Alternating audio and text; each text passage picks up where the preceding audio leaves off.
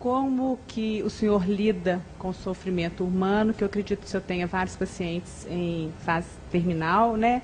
Principalmente com relação aí à espiritualidade do senhor, como é que o senhor conduz isso aí, pessoalmente? Quanto à espiritualidade, Débora, eu não trabalho essa parte mesmo de jeito nenhum, porque eu sou ateu desde criança. E brigo sempre pelo direito de ser ateu.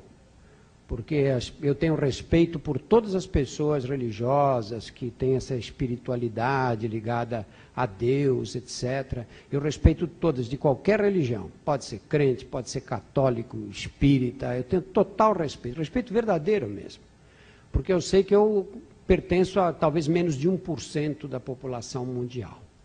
Agora, esse respeito que eu dedico aos outros, eu quero que dediquem a mim também. Eu também tenho o direito de dizer, olha, a crença religiosa não me atrai, eu não consigo acreditar. Eu tenho uma formação científica, eu acho que eu acho que eu tenho que encontrar uma explicação para a vida, e eu acho que a explicação para a vida, que a evolução dá, que a vida tenha surgido na Terra por acaso, e tenha evoluído por competição e seleção natural, me encanta muito mais, e chegou ao homem, com essa complexidade, com o cérebro que nós temos, por acaso totalmente, porque se não caísse aquele meteorito em Yucatán, que exterminou os dinossauros, nós não existiríamos simplesmente. Os mamíferos que conviviam com os dinossauros eram pequenos roedores que viviam em tocas, assustados. Não dá para um bicho do nosso tamanho sobreviver com dinossauros na vizinhança. Os dinossauros foram embora, azar deles, sorte nossa que pudemos aparecer. Eu acho tão mais maravilhosa essa concepção da vida como absolutamente natural, do que a concepção da vida com um ser superior, com uma varinha mágica, que diz, agora aparece o homem, agora aparece a mulher, Mas eu acho que outros pensam o oposto de mim, encontram mais beleza do outro lado. Eu tenho total respeito. Eu acho que nós, ateus, começamos a sair dos armários hoje. Hoje temos coragem de dizer isso que eu estou dizendo.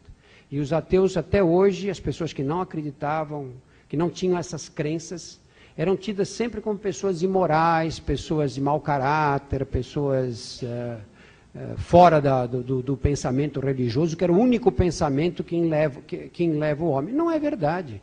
O homem pode sim levar com pensamentos que não tem nada de religioso. Eu queria tocar no assunto mais polêmico da atualidade, né? Que é a questão da condenação da excomunhão e do aborto daquela criança de 9 anos. E apesar de já saber sua posição, eu queria que você manifestasse. Muito obrigado, viu, Afonso? Olha, eu fiquei muito revoltado com essa história. Assim que saiu essa história, eu estava fora do Brasil, fiquei 4 ou 5 dias fora, quando eu saí estava estourando esse caso aí. Tinha estourado na véspera, acho.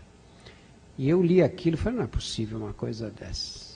Eu tenho uma coluna na Folha de São Paulo, na Folha Ilustrada, há muitos anos. É uma coluna quinzenal. Eu acho o seguinte, primeiro eu queria me parabenizar com os médicos que fizeram esse aborto. Por quê? Porque qual é a função da nossa profissão? Para que existe a medicina? A medicina existe para aliviar o sofrimento humano. Essa é a função da profissão. A profissão do Afonso existe para quê? Existe para promover a cultura para a população.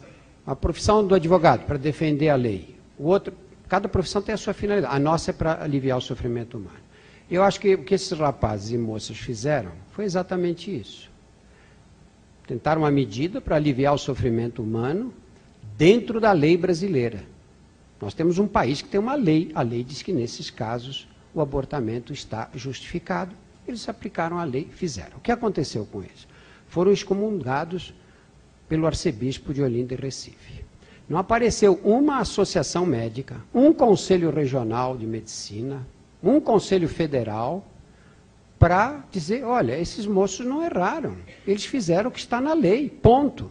Não apareceu ninguém. Não apareceu um político que fizesse qualquer comentário a respeito do sucedido. Falou o presidente da República, falou o ministro da Saúde, que são 2 pessoas mais ou menos independentes nessa área. Mesmo assim, com comentários cautelosos. Eu acho que a igreja fez o que sempre faz. A igreja é muito coerente. Os católicos é que são incoerentes. O que fez a igreja? Fez o que está na lei, no Código Penal do direito canônico.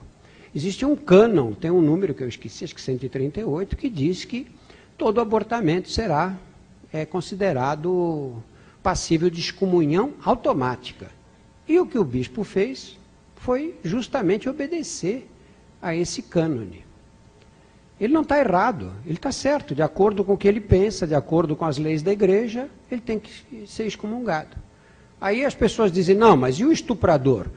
Condena a mãe excomunga a mãe da menina e não excomunga o estuprador? A igreja não excomunga estupradores.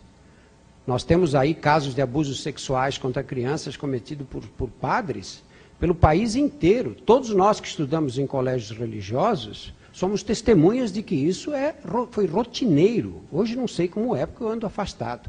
Mas isso foi rotineiro nos colégios católicos o tempo todo. Os católicos nunca tomaram uma atitude em relação. O que fez o Vaticano, além de transferir esses religiosos para outras paróquias? Nada mais. A política do Vaticano é claríssima.